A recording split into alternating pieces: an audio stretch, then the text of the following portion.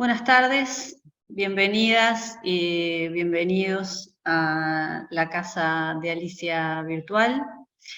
Corresponde en el arranque presentarme, si bien con la mayoría de ustedes ya nos conocemos. Soy Beatriz Miranda, profesora de literatura y especialista en Historia del Arte y Patrimonio por la Facultad de la Cultura de CLAE, y desde el 2014 por el llamado Concursos con Proyectos de Gestión Cultural, la directora de esta dependencia cultural de la Dirección General de Educación Secundaria, la Cátedra Alicia Goyena, que como ustedes saben, en esta gestión la conocemos como la Casa de Alicia.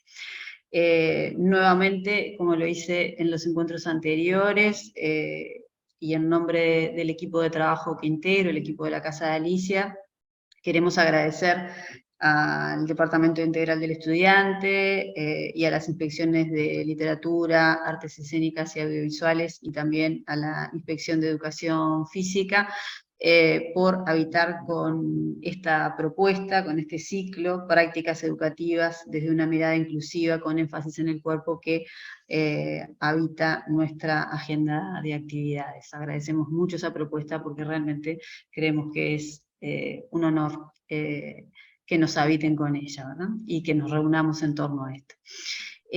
Hoy le doy la bienvenida a una amiga de la casa y además organizadora de este ciclo, que es la profesora Cecilia Cirilo. Hola Cecilia, que además va a oficiar también, no solamente como presentadora de la actividad de hoy, sino también como moderadora de la actividad.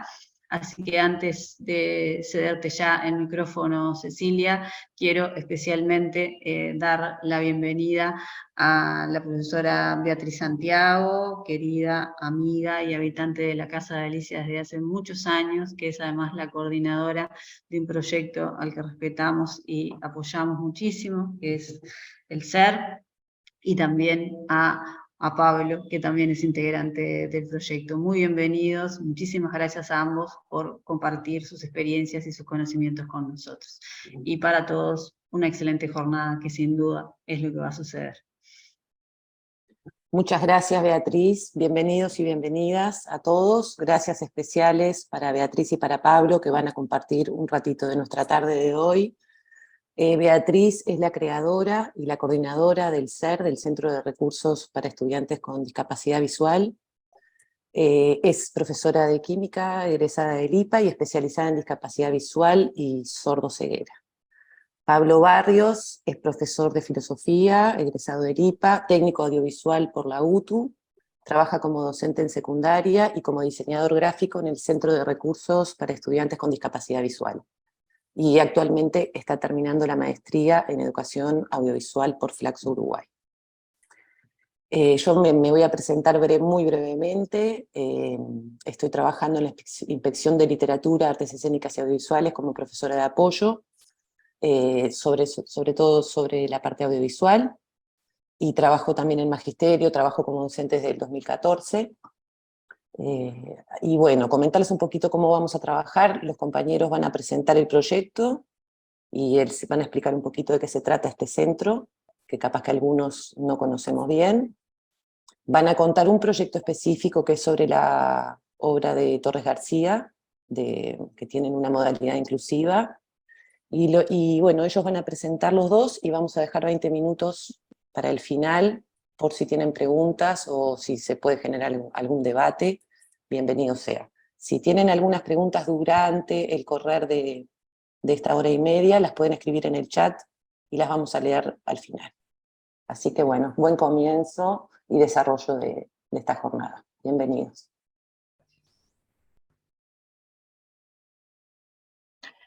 Bueno, buenas tardes, gracias por la presentación.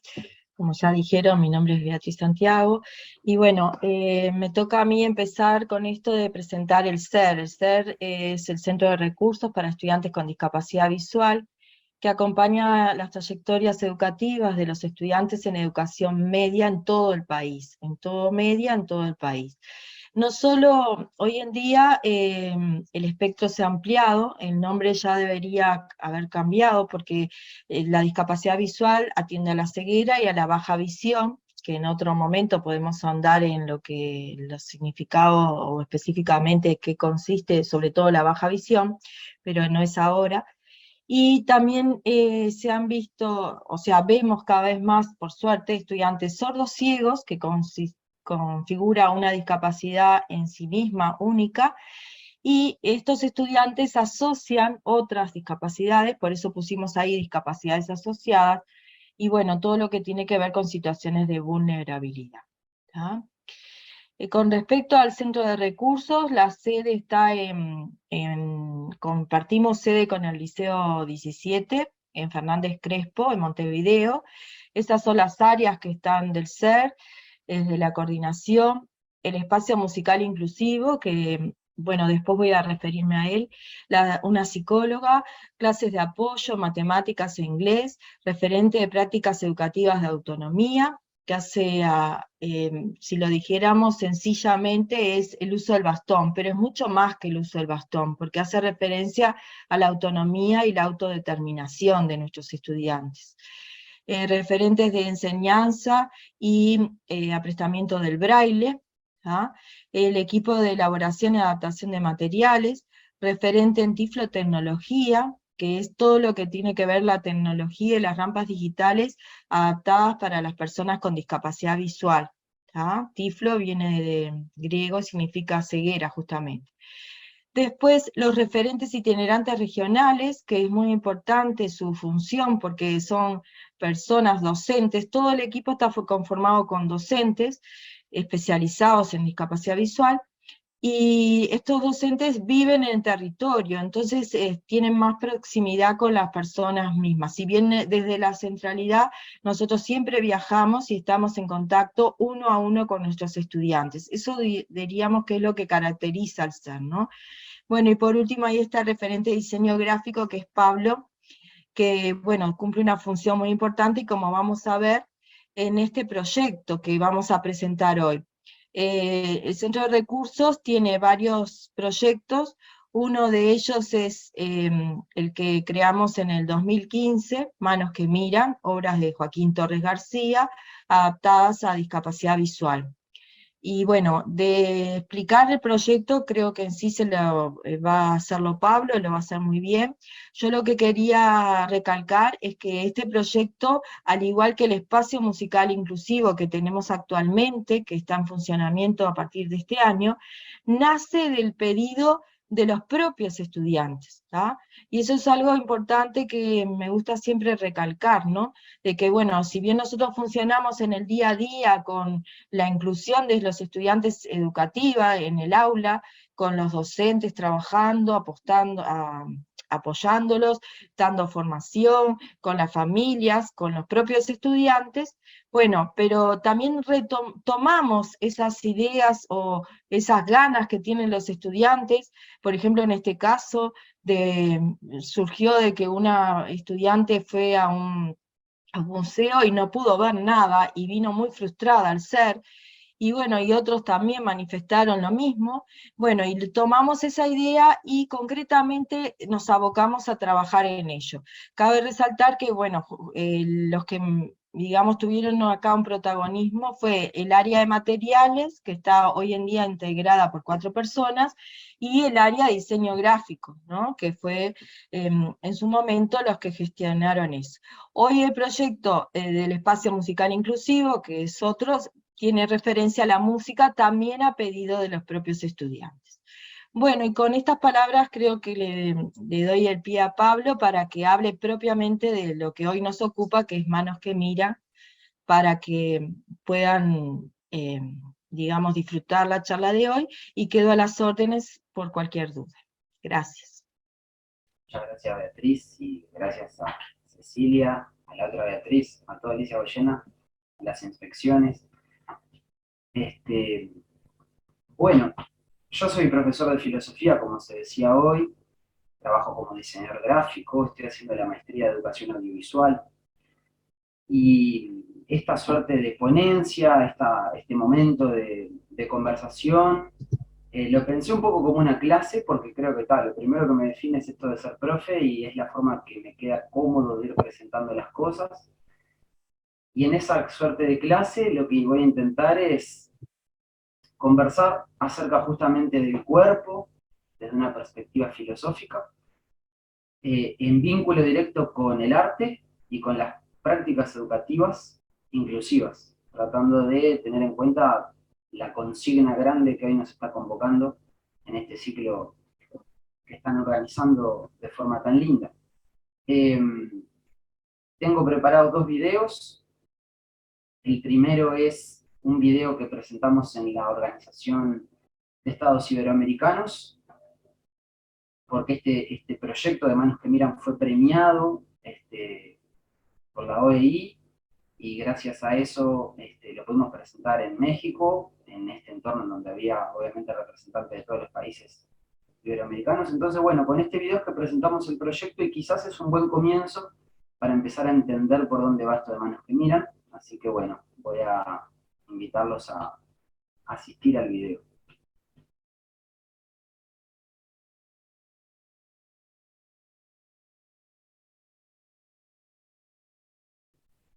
Si tenemos que definir Manos que Miran brevemente, es 10 obras pictóricas generadas principalmente a través de la impresión 3D,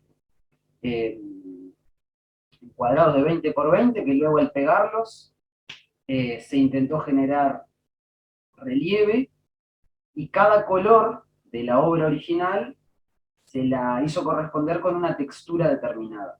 De modo que la persona con discapacidad visual, al recorrer con su mano, lo que se espera es que con la mano derecha la persona tome en cuenta las referencias, porque al lado de cada obra siempre se pone las referencias donde se indica qué color es cada textura, y con la mano izquierda, o bueno, puede hacerlo con las 2 manos de todo modo, ir recorriendo e ir identificando figura, forma, y la composición, que es el pintor, por lo menos a nivel del trabajo de color, la composición que quiso generar el artista. Esta muestra, como antecedentes, tuvo primero la generación de piezas en 3 dimensiones de algunas esculturas, y también de algunas pinturas. No siempre fue sencillo qué artista elegir, dado que, bueno, justamente la complejidad de esa pieza podía generar confusión en la persona con discapacidad visual, y se hicieron algunos intentos de algunas piezas un poco más difíciles, como les comento, mientras que se entendió que con Joaquín Torres García, además de que era un pintor nacional y ampliamente difundido y trabajado en ciclo básico en expresión visual y no solamente, era una oportunidad interesante por el aspecto de líneas, que son las que destacan en su obra. Y bueno, la idea original entonces fue generar justamente una muestra inclusiva, también desde el punto de vista de la producción, porque en este caso Matías Bernaola, que es quien en el momento en el Centro de Recursos estaba trabajando en el área de diseño, se encargó de invitar a los estudiantes de sus grupos a talleres justamente de modelado de piezas 3D, junto con los estudiantes con discapacidad visual. Entonces fue el momento de inclusión ya desde la producción de las piezas. Una vez que se consiguieron las piezas y se hizo el texturizado, siempre hubo instancias de testeo realizadas por personas con discapacidad visual. Bueno, y el resultado, como les estoy comentando, son estas 10 obras, que luego, en el año 2017, a fines del 2017, consiguió esta muestra tener el reconocimiento del Ministerio de Educación y Cultura, y eso generó la posibilidad de hacer que la muestra sea itinerante. Por lo tanto recorrió todo el país durante el 2018 y el 2019. 2020 se truncó por la pandemia y por lo que suponía estar tocando piezas que luego, digamos, iba a venir otra persona a tocarlas luego, etcétera, y generaba complicaciones. Y bueno, y a partir de ahí es que la muestra ha estado un poco pausada, y con Beatriz estamos pensando en hacer una suerte de recuperación de la muestra, porque se va desgastando naturalmente el tacto, y quizás volver a ponerla en circulación nuevamente. En este video que recién estábamos mostrando, yo empecé por hacerle la pregunta a los estudiantes, participantes, de qué eran las manos. ¿Qué son tus manos? ¿Qué son las manos?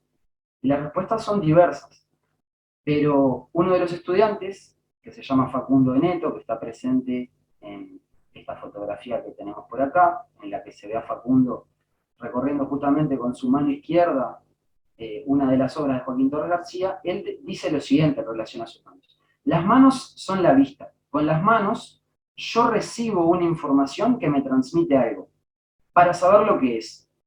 Y esa definición, que parece, él por lo menos la planteó como algo muy espontáneo y sencillo, está llena de información. Él está describiendo que experimenta el mundo con sus manos, y si hablamos de experimentación sería bueno tomar un poco algunas referencias a ver de dónde viene esta palabra, y entonces pensé, como les dije, desde mi plan y perspectiva de filosofía, que es mi formación original, conversar con ustedes sobre esto. ¿Qué es experiencia? Empezar por ahí. Bueno, experiencia viene de empiria, y de allí la corriente filosófica que en la modernidad se llamó el empirismo, y los empiristas, que están preocupados de saber cómo se origina el conocimiento, cómo es que surge el conocimiento en los sujetos, y lo que llegan a considerar es de que es a través de la experiencia. Bueno, pero ¿qué es la experiencia? Es una instancia para ellos, es una instancia en la que mis sentidos se ven afectados. Es decir, mis sentidos pasan a ser el canal con el que me comunico con el mundo exterior, con lo que hay afuera de mí. Entonces la experiencia, bajo cierta definición, es eso, es una instancia, es el momento en el que mis sentidos se ven afectados. De esa forma yo me informo del mundo. En definitiva, lo que recién decía Facundo cuando dice que él obtiene información con sus manos del mundo. Otro autor más cercano en el tiempo, contemporáneo, de las pedagogías de la diferencia, Jorge La Rosa, dice: la experiencia es eso que me pasa. No eso que pasa, sino eso que me pasa a mí. Es decir, aquello que me está atravesando, aquello que me está sucediendo, eso es experiencia también. Sin embargo, claro, estamos hablando acá de un tipo específico de experiencia, que es aquella experiencia directamente vinculada con obras de arte. Bueno, la experiencia llamada o vinculada con lo artístico se llama experiencia estética. Podemos decirlo experiencia artística también. Esto de estética, esta palabra, yo me acuerdo cuando entré al IPA y leí toda la malla curricular y una materia que iba a tener en cuarto, me llamó la atención el nombre porque yo todavía no asociaba a qué se refería esto de estética, creí que era solamente la venta de cosméticos, etc. Pero claro, en realidad estética es una disciplina de la filosofía que se encarga de intentar descubrir qué es lo bello y descubrir también cómo es que nos afectan los objetos artísticos. ¿Qué tipo de experiencia específica se da cuando estamos en presencia de objetos artísticos? La palabra estética es una derivación del griego también, que es aistesis, que significa sensibilidad o la capacidad de ser afectado. Entonces, cuando hablamos de experiencia estética, es una instancia precisa en la que mis sentidos, o el cuerpo, entonces, la parte somática, la parte sensorial, me está comunicando algo acerca de un objeto que le llamamos artístico. Habitualmente estamos acostumbrados a sostener que las experiencias artísticas o estéticas son aquellas que comprometen directamente nuestro aspecto más sensible, obviamente, y emocional. Asociamos habitualmente el arte con la expresión emocional, la expresividad, la forma de comunicar, pero justamente a través de lo emocional, ¿no? Las emociones, lo sensible. Sin embargo, también yo quiero hacerme una pregunta, y es si, además de lo sensible, en la experiencia estética, no interviene también un aspecto cognitivo o cognoscitivo. Es decir, si la experiencia estética, además de ser esa instancia en donde mis emociones son afectadas y están puestas en juego, ¿no aparece también una dimensión del conocimiento en la experiencia estética? Y creo que esta línea de entender la experiencia estética tanto como una instancia sensible y también como una instancia de conocimiento, es de especial relevancia para la educación inclusiva y sobre todo las prácticas artísticas de la educación inclusiva. Eso es lo que voy a tratar de argumentar en el espacio que sigue.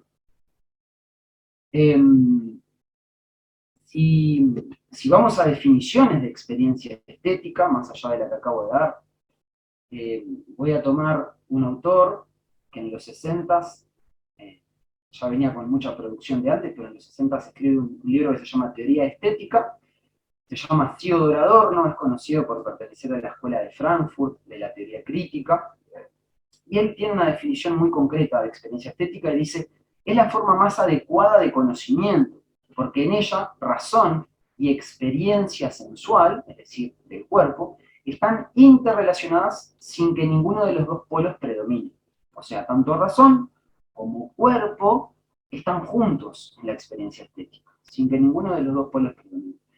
Otra definición la aporta María Ángeles López Fernández, donde ella dice que la neurología, actualmente, es un artículo escrito en 2015, aporta bases sólidas, supone, científicas, para entender de que el conocimiento es una interdependencia entre el aspecto emocional y el racional. Porque en definitiva el ser humano no está fragmentado y las dos cosas intervienen allí. Por lo tanto, entonces, el proceso de la experiencia estética es conocimiento, es sensibilidad puesta en juego, es un proceso somático y emocional. Si esto es así, entonces, nosotros podríamos llegar a decir que cuerpo e intelecto están completamente vinculados, pese a la tradición desde la que hemos sido escolarizados, porque en realidad habitualmente tenemos una tendencia a hacer una separación en el ser humano entre alma y cuerpo.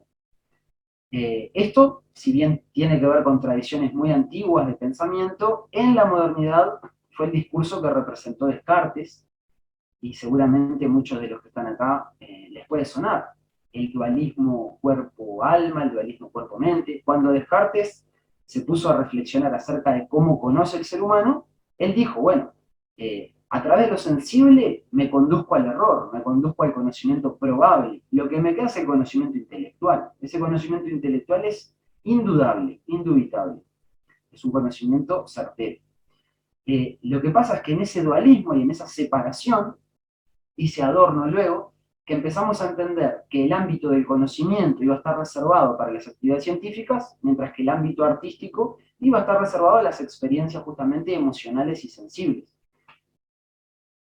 Insistiendo en que quizás hay que superar ese dualismo de Descartes, ese dualismo cuerpo-alma, y empezar a entender los procesos artísticos como una combinación de cuerpo, intelecto, cuerpo, pensamiento, es que podemos llegar a decir que también se puede conocer con el cuerpo, que también entonces nos conmovemos con el cuerpo, al mismo tiempo. Por eso es que otra vez vuelvo a preguntarle, y me parece que es un buen ejercicio preguntarnos entre todos, ¿qué son las manos? Atendiendo a esta concepción por lo menos del cuerpo como habilitadora de experiencia y habilitadora de conocimiento. Para eso es que tengo preparado otro video,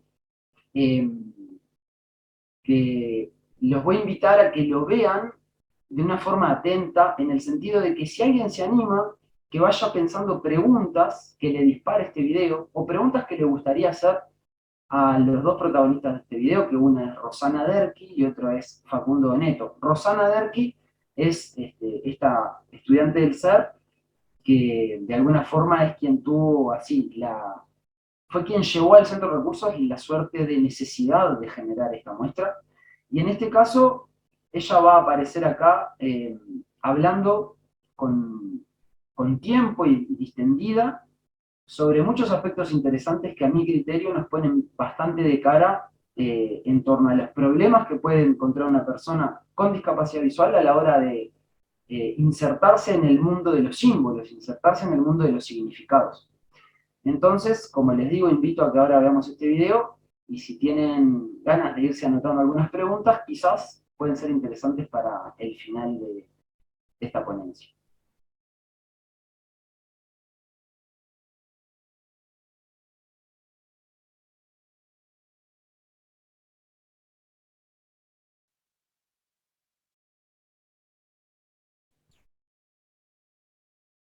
La frase de Facundo Neto es: una obra de arte es algo que se diseña para compartir.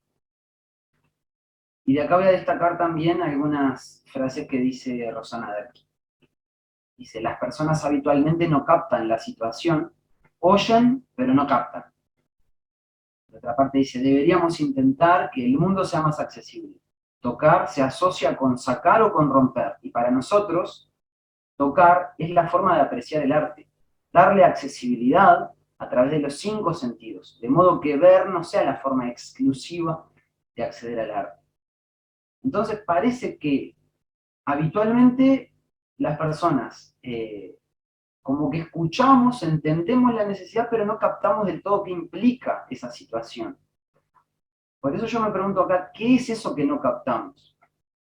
Y seguramente tenga que ver con lo siguiente, con que se supone, si bien es un proceso iniciado desde hace muchísimos años, según los estudios de la cultura visual, se supone que aproximadamente desde los 70 en adelante, o de los 60 en adelante, las sociedades contemporáneas le han dado especial énfasis a la imagen.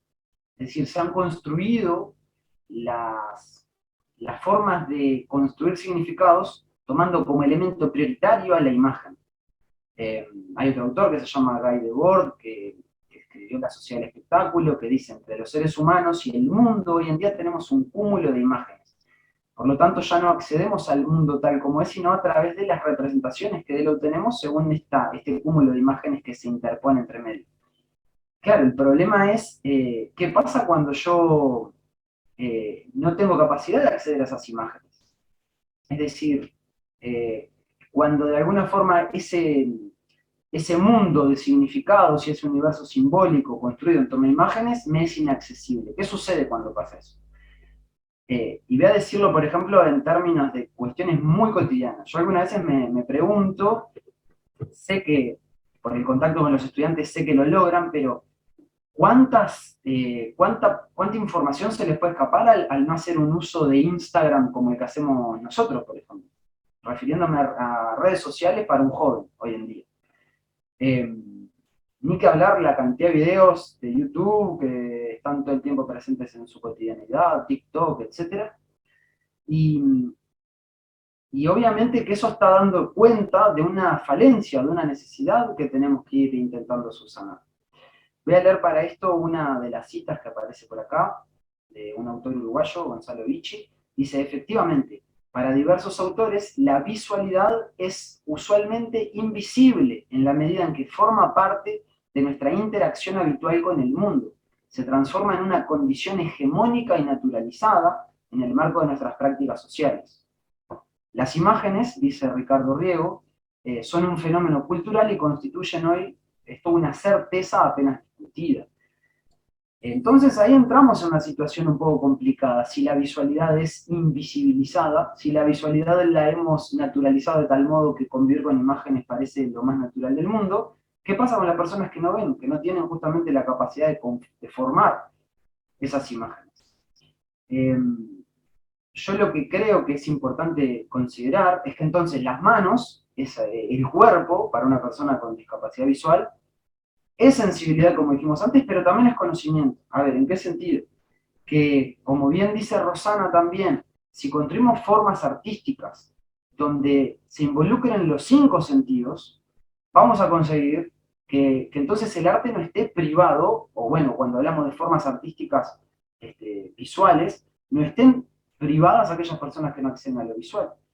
Entonces, cuando el arte es inclusivo, pongo por acá, no solamente apostamos por la generalización de una vivencia sensible o emotiva, sino también apostamos por un mecanismo para hacer partícipes a todos los seres humanos de las esferas de producción de significados. El acceso al arte es en verdad acceso al mundo simbólico, a la cultura.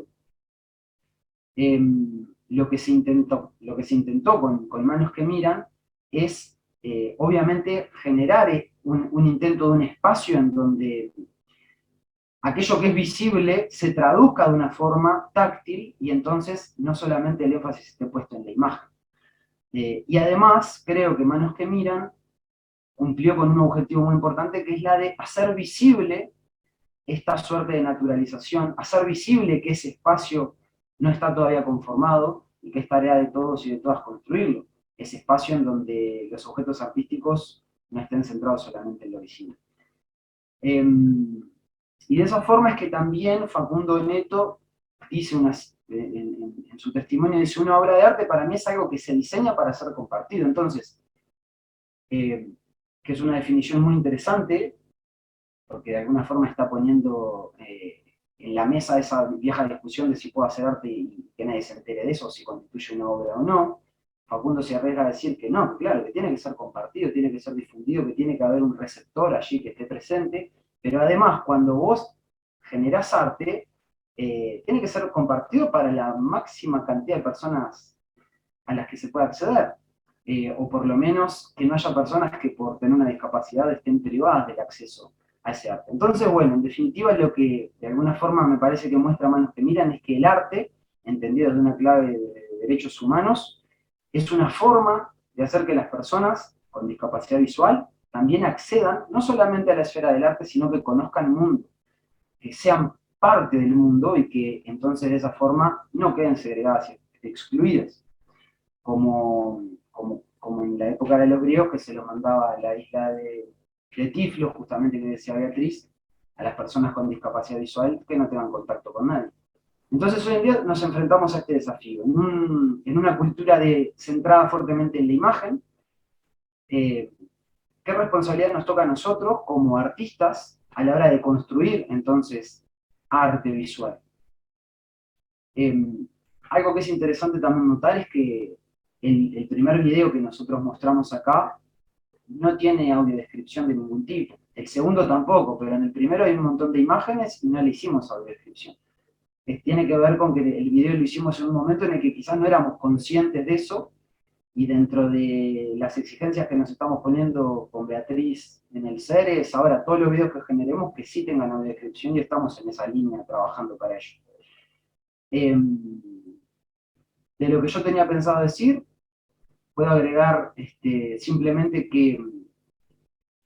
bueno, que ha sido un gusto esto, y que de esta conversación me parece que necesita ahora de la participación de ustedes, porque las preguntas que surjan le van a dar el mejor cierre. Así que paso justamente ahora, no sé si me corresponde a mí leer alguna pregunta. Me voy a fijar por el chat, a ver si... Pablo, yo si querés, lo que tenemos en el chat por ahora es que piden el video 1, el que pasaron primero, a ver si hay algún lugar donde sí, lo puedan descargar, o si está en algún... está en YouTube, sí. que lo quieren pasar en algunas escuelas. Muy bien. El video lo pueden encontrar en YouTube, en el canal del Centro de Recursos, que como dice acá es SER, Centro de Recursos. En YouTube lo van a encontrar. Perfecto. Nuestras vías de contacto dentro del Centro de Recursos, aprovecho a decir, tenemos nuestra página web, es sercentroderecursos.com, el correo electrónico centroderecursos@ces.edu.uy, y bueno, y después estamos en YouTube, Instagram y Facebook como Ser Centro de Recursos. Bien, acá tenemos un comentario de Aide, que habla de una película que es La larga noche de los bastones blancos, de 1979, que expone el tema con mucha claridad. Así que es una invitación para todos los que deseen seguir profundizando en el tema. Gracias por la referencia, Aide. No sé si algún... Por ejemplo, a mí se me empiezan a ocurrir preguntas que no sé si alguien tiene ganas de ponerse a contestarlas.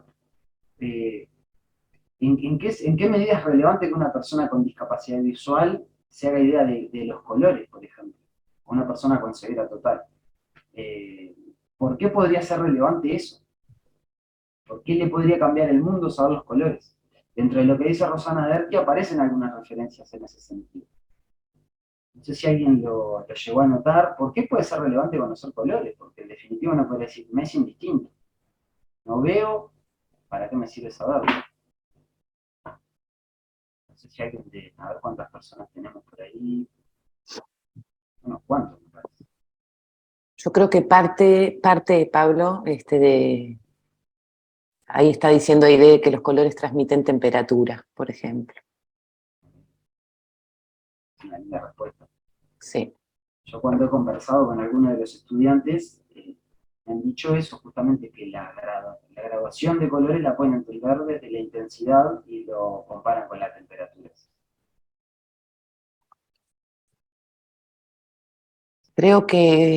Me parece que el proyecto que ustedes están presentando nos pone de cara a que sabemos muy poco, por eso creo que es tan importante lo que están haciendo, y decir, bueno, el tema de las redes hoy en día, los museos, bueno, toda nuestra relación con el mundo.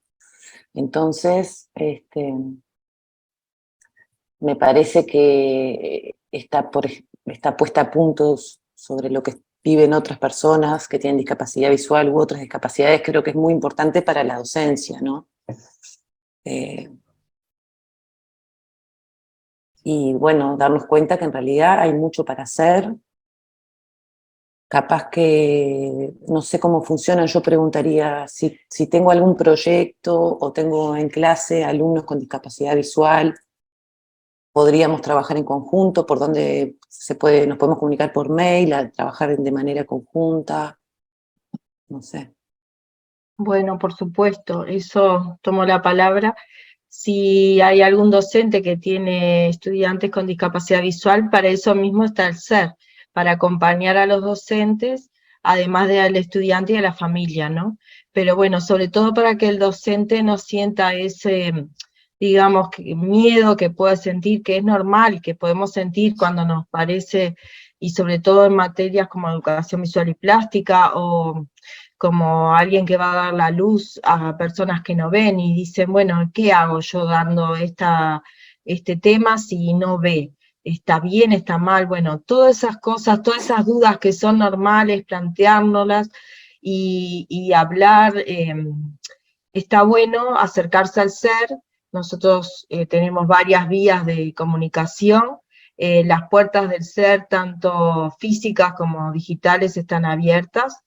Y bueno, los esperamos, por supuesto, y el trabajo coordinado es la base de nuestro trabajo, ¿no? El trabajo, siempre decimos que los que realmente hacen la inclusión, los protagonistas, están en el aula, son los que día a día ven al estudiante, el estudiante también, ¿no?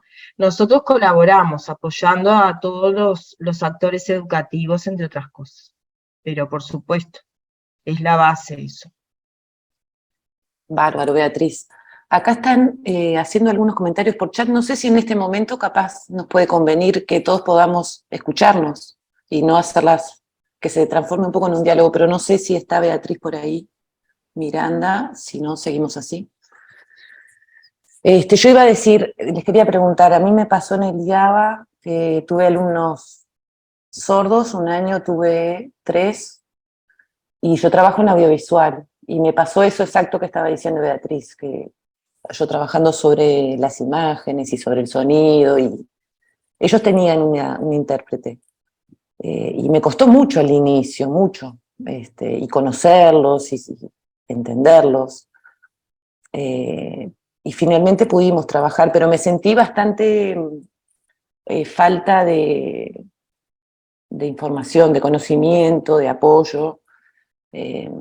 ¿Ustedes tienen idea si el centro de recursos, yo imagino que podría ser más grande y abarcar otro tipo de discapacidades, o hay otros, no lo sé, capaz que hay otros centros específicos para cada discapacidad, o se podría nuclear todo? ¿Ustedes a qué aspirarían?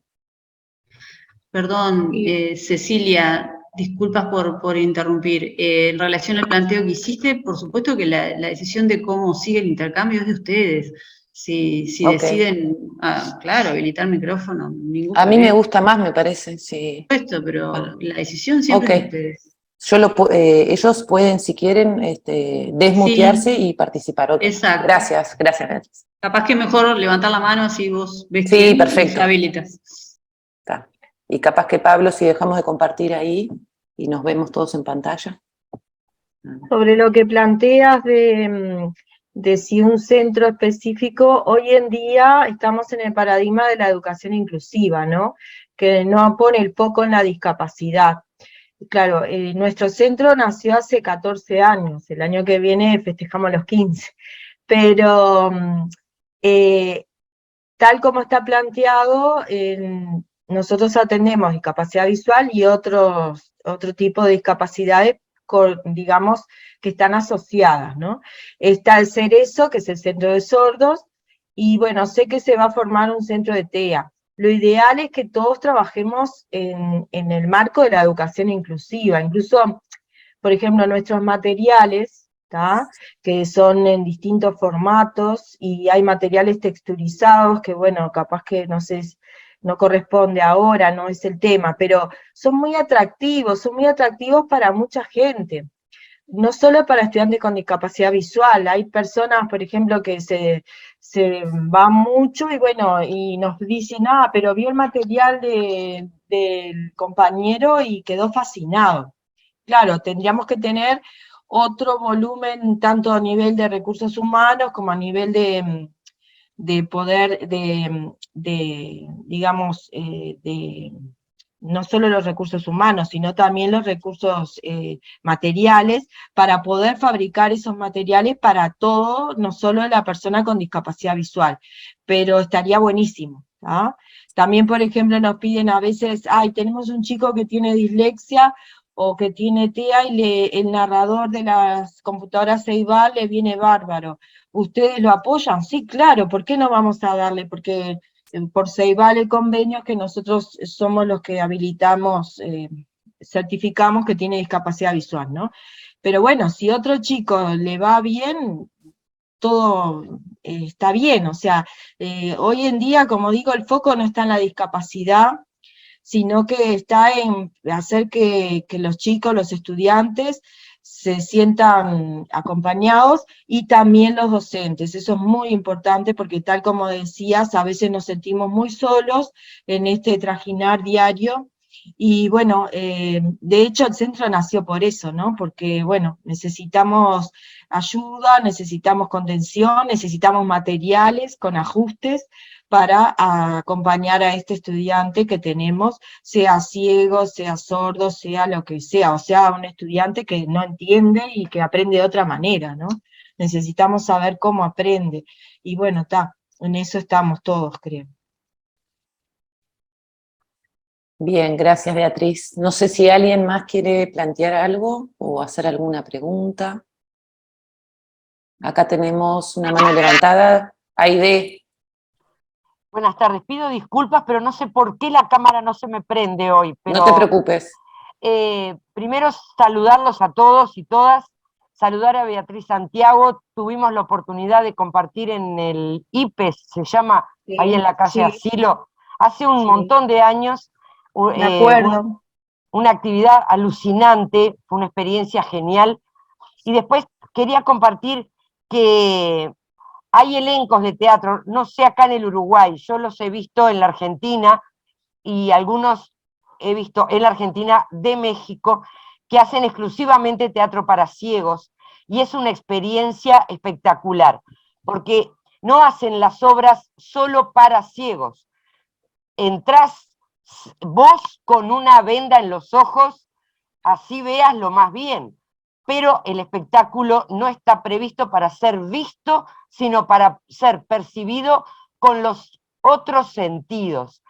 Lo mismo pienso del arte, me pareció excepcional, Pablo Barrios, todo lo que dijiste, felicitaciones, y somos pocos, digo somos porque lo he hecho, somos pocos los que de repente nos acordamos que estas cosas pasan, pero vamos caminando, y como decía Beatriz, necesitamos ser más, pero quizás, y me hago cargo, la gran falla es que quienes hemos hecho experiencias con estas características, no las difundimos tampoco porque no encontramos el espacio donde difundir esa experiencia o esos logros que alcanzamos.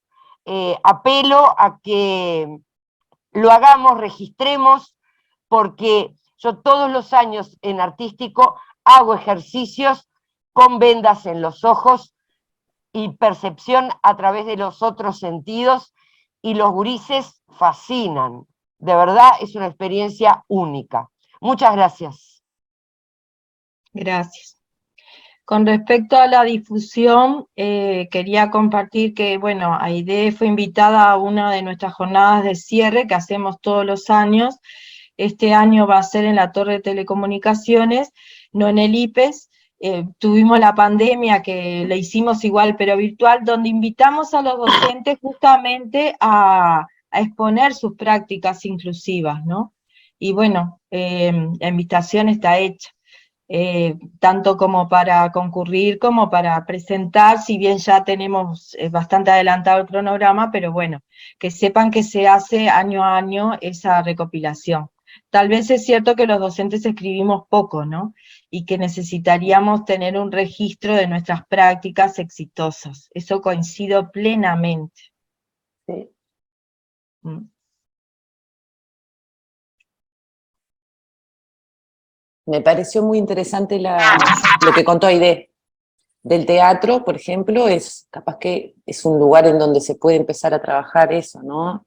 Y me gustó mucho que en esa obra, para entrar, que no fuera exclusivamente para personas con, a mí me parece, me interesa mucho más cuando vamos todos, los que tienen discapacidad, los que no, y hacer ese ejercicio, por ejemplo, con estudiantes capaz de tapar un sentido, creo que también como va ayudando a poder entender que estamos con otras personas que capaz que no tienen ese sentido, pero tienen otra cantidad de capacidades buenísimas, como decía una en el primer video, una chiquilina decía, capaz que somos más fuertes o más sensibles, no sé, pero digo, en definitiva los docentes tenemos que sensibilizarnos muchísimo en todos estos temas.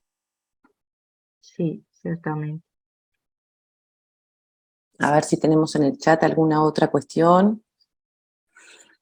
Ah, y ahí tenemos el enlace a YouTube de Pablo. Perfecto. Gracias, Pablo. No, por favor. Y después, bueno, recogiendo parte de las intervenciones que han hecho algunos compañeros y compañeras acá, por ejemplo, Agustín, que dice, habla de un autor, yo no lo conozco, Anijovic, que plantea transformar las prácticas para la inclusión desde la diversidad de la importancia de conocer los colores para completar el proceso creativo de cada uno, así como para la construcción personal del conocimiento.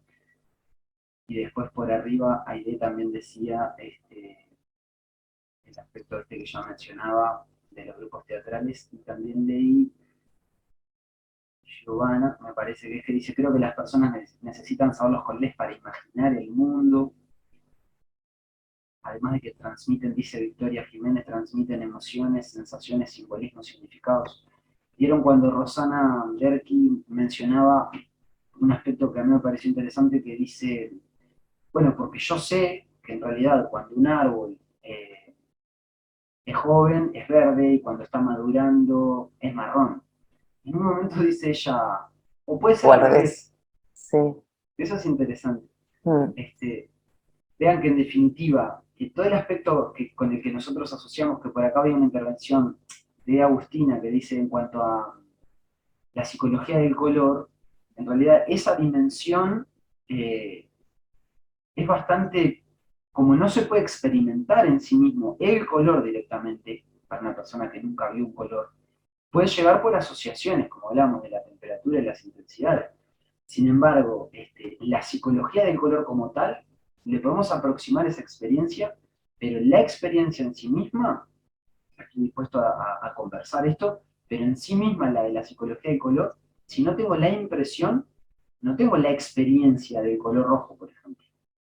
Por eso Manos que Miran pretende ser una aproximación sobre todo de hacerse a la idea de la combinación, de la composición en realidad, a la que el artista originalmente quiso llegar.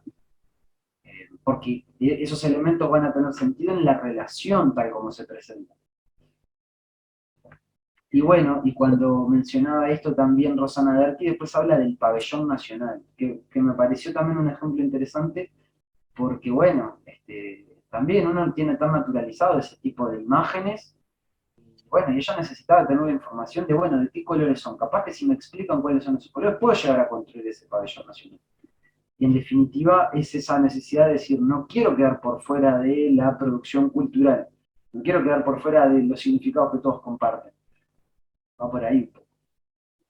Tenemos otra mano levantada que es Elaine Castro. Te escuchamos. Hola, yo soy profesora de artes visuales de la Escuela Especial número 100 de Chuy, ¿tá? Y quería saber, una es una duda, que quería saber si existe algún tipo de acuerdo de las texturas con los colores, ¿me explico? O si hay algún tipo de acuerdo, o si cualquier textura representa cualquier color. Creo que la pregunta está clara. Sí. Lo segundo que quería decir es que yo había visto en internet que hay un pintor turco, que yo ahora no recuerdo el nombre, que es ciego de nacimiento y que él percibe los colores por vibraciones. Digo, yo ahora voy a buscar el link y se los cuelgo para que lo vean como pinta, parece que el hombre hubiera visto toda la vida. Y después como preocupación, que no sé si pasa en todos lados, que nosotros como escuela especial tenemos bajísimos recursos, no nos llegan rampas para los chiquilines, y no sé si en todos lados pasa lo mismo. Digo, incluso la escuela nuestra es una casa común y corriente que se adaptó a escuela hace años, y digo, este año por suerte tenemos solamente un niño en silla de ruedas, pero hubo años que tuvimos 3, 4 niños y ya se nos recomplica lo que es el tema de los accesos y de que estén en las clases. Incluso no teníamos baño inclusivo y el baño se hizo hace pocos años atrás, pero digo, es una triste realidad la falta de presupuesto que hay para este tipo de cosas. Eso nada más. Sobre lo de los colores, hay, por ejemplo, un sistema, no sé, hay una persona que puso algo en el chat, capaz que yo me estoy adelantando. Sí, lo de las fragancias, que hay acá una química que lo puso, que trabaja con fragancias distintas. Nosotros no lo podemos hacer porque son muy caros y no tenemos presupuesto para ello. Y hay un sistema Constance de lista de líneas y puntos que identifica de esa manera los colores. Nosotros lo que hicimos fue agarrar lo que teníamos, entonces es el sistema SER, ¿tá? No es algo universal, sino que por eso están las referencias de cada lado. Se manejaron 4 o 5 texturas, que es lo que es aconsejable para las personas con discapacidad visual, y bueno, en base a los materiales que teníamos fue lo que acordamos con el equipo, ¿tá? Y bueno, yo quería decir algo que capaz es muy cotidiano, Pablo, no me mates, porque no tiene que ver con todo, pero sí con lo del color, ¿no? Que decía, bueno, ¿qué importancia tiene para una persona ciega el color? Y hay un estudiante, que fue uno de mis primeros estudiantes, que incluso aparece en el video, que yo me planteé la misma pregunta. Entonces le digo, ¿tú viste alguna vez? Bueno, tuvimos muchas charlas, y en una de ellas me dice, no, pero Beatriz, a ver, tengo que saber los colores, porque si no, ¿cómo me he visto? Si me pongo marrón con azul, no combina. Yo no sé de dónde él sabía que marrón con azul no combinaba, y él quería saber los colores de todo lo que tenía, porque era importantísimo para esa persona el vestirse combinado. Y tiene razón, porque él hoy en día vive solo incluso, y bueno, ¿cómo sabe? Tiene que saber que cada color de cada prenda de ropa, y eso es algo cotidiano, si se quiere, que uno no lo pensaría. Yo no lo había pensado hasta el momento que él me lo planteó, ¿no? Y bueno, me parece que es muy importante el color para todos. Ay, no me extiendo más. Acá tenemos unos comentarios en el chat de Ángela. No sé si quieren que los lea. Creo que el mundo es de todos, e incluirnos a todos en esa diversidad y experimentar la sensibilidad del otro no hace crecer y poder intercambiar experiencias y enriquecernos entre todos. En mi experiencia en escuela especial he trabajado con relieves en las obras para dar a conocer a los alumnos y utilicé esencias para identificar los colores, y de la misma forma se puede utilizar con toda la clase. Se les cubre la visión y de acuerdo al aroma es el color. Ejemplo, color amarillo con aroma a miel, color rojo con aroma a frutillas, etc.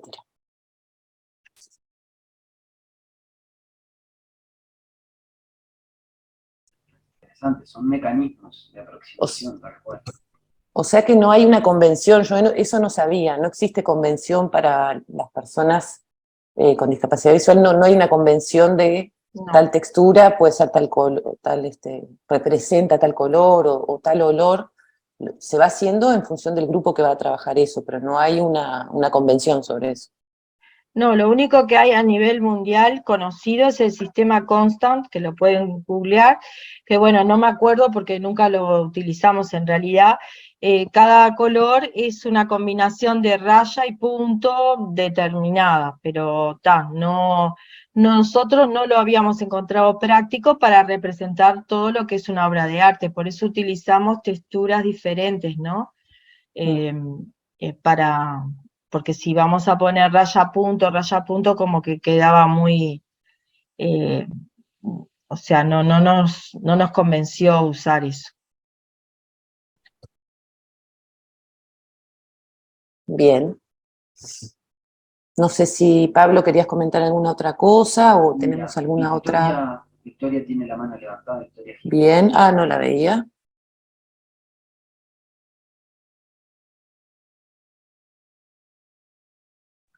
Victoria Hola. Jiménez.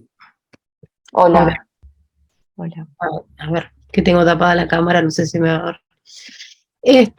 ¿Me escuchan? Sí. Sí. Sí. No, lo mío era cortito nomás pensando en esto de la inclusión, el mundo es de todos, porque me parece que hay un tema que interpela al arte que a mí me parece que es fundamental, y es que realmente el arte hay que desacralizarlo, ¿no?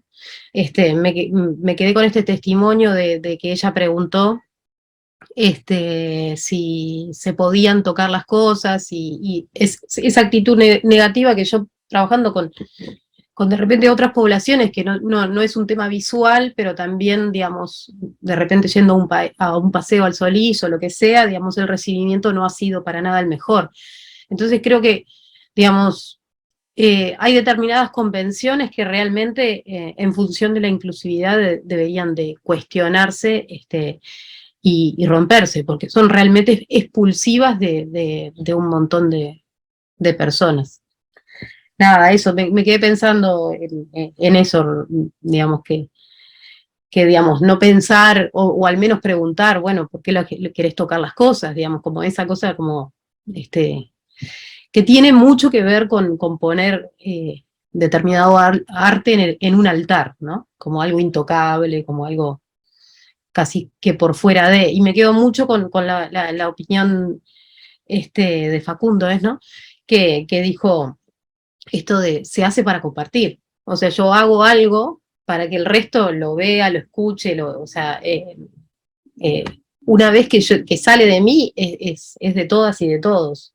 Creo que habría que como reforzar mucho más esa idea. Eso nada más.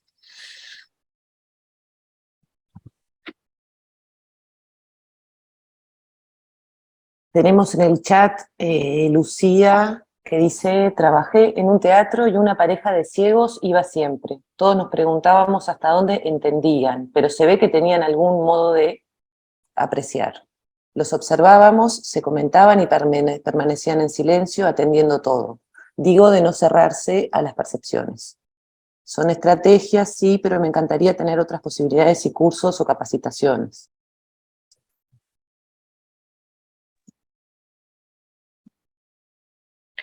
Bueno, cursos hay en el SER, año a año nosotros tenemos cursos de educación inclusiva y apoyos específicos y materiales, bueno, distintos cursos.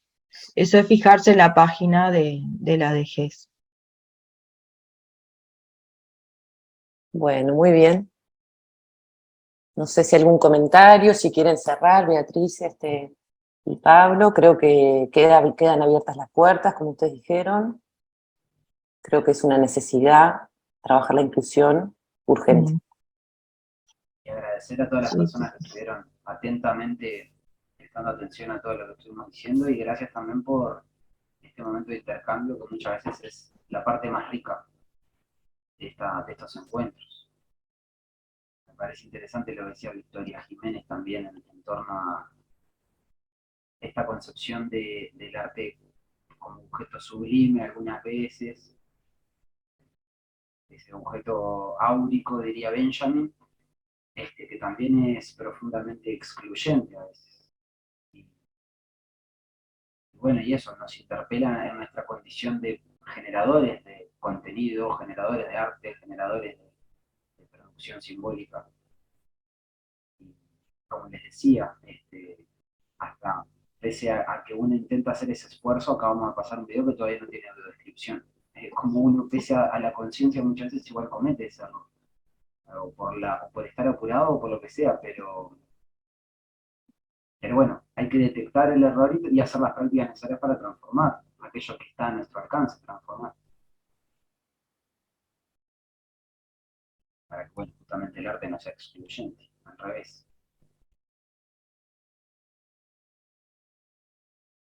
Bien. Bueno, vamos a ir entonces. Pablo, Bueno, ¿querías creo decir que, algo más? nada, el sentido de todo esto creo que tiene que ver con aquello que decía Rosana, que es, algunas veces oyen, pero no toman en cuenta la complejidad de la situación, y capaz que encuentros como este, pues yo estoy convencido en realidad que encuentros como este sí ayudan a que empecemos a tener más conciencia de la dimensión que tiene la situación. No solamente oír, sino que haga mella en nosotros, a través de la conciencia de qué se necesita hacer en el terreno artístico para que sea más inclusivo, justamente. Bueno, muchas gracias, Pablo. Gracias, Beatriz. Creo que fue un aporte muy, muy importante. Gracias a ustedes por la invitación. No, por favor. Seguimos en contacto y el martes que viene tenemos otro encuentro. Bueno, muchísimas gracias a todos y no puedo más que decir que estoy en absoluto acuerdo con el planteo de Pablo. Beatriz lo sabe muy bien, mi tocaya. Lo que yo aprendí, más allá de lo que aprendí en el salón de clase con los estudiantes, ¿no? En el ciclo que se hizo aquí en la Casa de Alicia durante varios años, que fue Inclusión Educativa, una construcción colectiva, y del cual, por supuesto, el SAR fue parte, no tiene nombre. Realmente a uno le cambió la cabeza. Así que sí, los encuentros son, y el compartir las experiencias es lo que nos permite realmente empezar desde nuestro rol, que es el de la docencia, a construir verdadera inclusión. Así que muchísimas gracias a todos por este encuentro y bueno, nos vemos el martes que viene. Gracias. Chao. Chao. Chao.